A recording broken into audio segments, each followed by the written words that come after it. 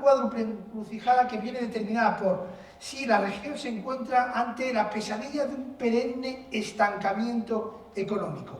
Ya veremos que América Latina no está en crisis, salvo algún país en concreto, realmente no hay crisis económica, el continente crece, pero crece tan despacio que no da la capacidad para mejorar ni económica ni sobre todo socialmente, y eso efectivamente tiene una consecuencia final que es de tipo político-institucional.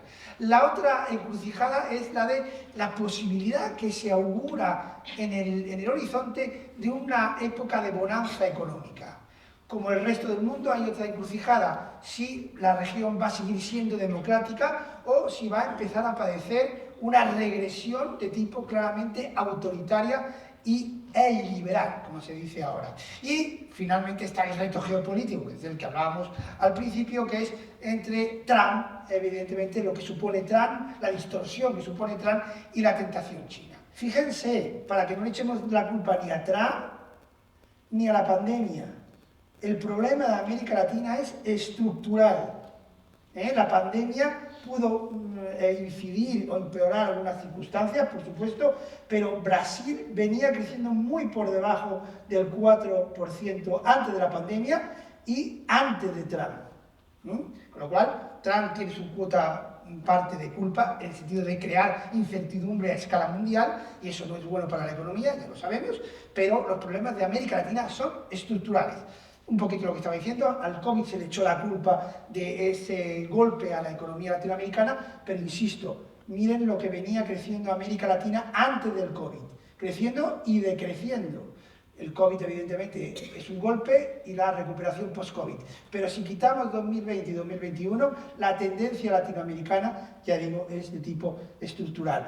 Igual la pobreza evidentemente con el COVID aumenta, pero el problema no es ese, el problema es que la pobreza en América Latina se había prácticamente, a partir de 2018, el crecimiento, incluso había crecido el nivel de pobreza antes de la pandemia y se había sobre todo estancado. Bajó muchísimo entre los años 90, fíjense, en los años 90 el 50% de la población latinoamericana era pobre, en 2010, tras la gran bonanza de principios del siglo, bajó 20 puntos, pero en la pasada década prácticamente se mantuvo estancado.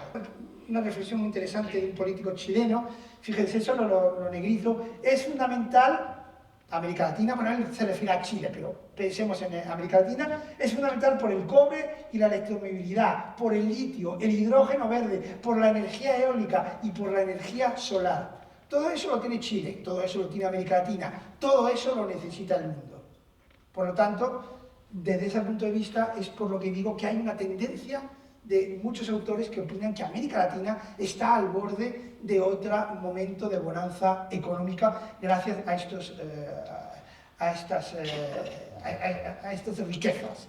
Luego no nos engañemos, el 60% del mundo, de la diversidad biológica del mundo y un tercio del agua dulce del planeta está en América Latina. Y no pensemos solo en el Amazonas, que también. Has estado en Guatemala. En Guatemala hay una zona que se llama el Petén, que es una selva donde hay una diversidad biológica y de biodiversidad enorme. Más países han caído en claramente una dictadura, básicamente Venezuela, Nicaragua y, aunque podríamos discutirlo, si que luego lo discutimos, El Salvador, que por lo menos, como mínimo, es un régimen que está progresivamente caminando hacia un autoritarismo. Por lo menos, como mínimo, eso.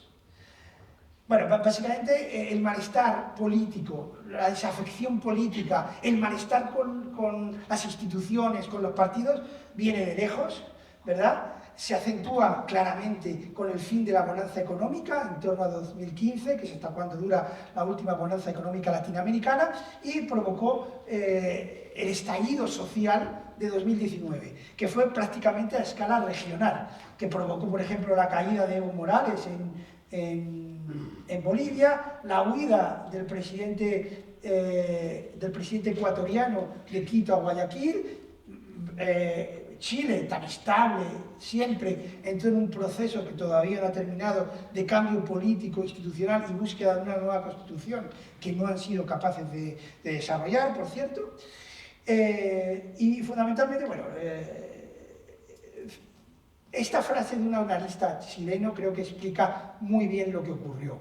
Es decir, América Latina creció entre 2005 y 2015, se creó una clase media muy potente y muy consumidora y muy endeudada, por cierto, pero que querían entrar a la fiesta, como dice él, pero no podían porque aunque habían mejorado económicamente, ya no tenían el problema de caer en la pobreza, pero querían tener los mismos beneficios que las clases más pudientes, ¿verdad? Y a eso no les daba. Pero veían cómo esas clases, a clases medias altas, digamos, sí estaban disfrutando de la fiesta que ellos no podían disfrutar. Eso claramente produjo un malestar que aún perdura y que se ha acentuado con la situación de bajo crecimiento económico. Y tenemos una desafección y el auge que yo llamé hace muchos años con muy poco éxito, porque nadie me ha seguido este término, pero a mí creo que lo define muy bien, candidatos a la Trump. Digo, el primer Trump. A partir del éxito de Trump en el año 2016-17, hubo en América Latina muchos candidatos que imitaban a Trump. Bueno, uno de ellos, aquí le tienen, a Bolsonaro, que incluso intentó dar, como Trump, un golpe de Estado en su país.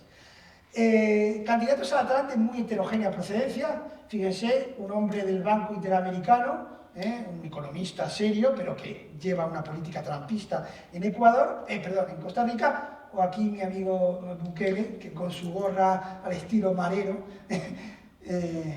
o un personaje, y lo de personaje en el amplio sentido de la palabra, como Milei, ¿verdad?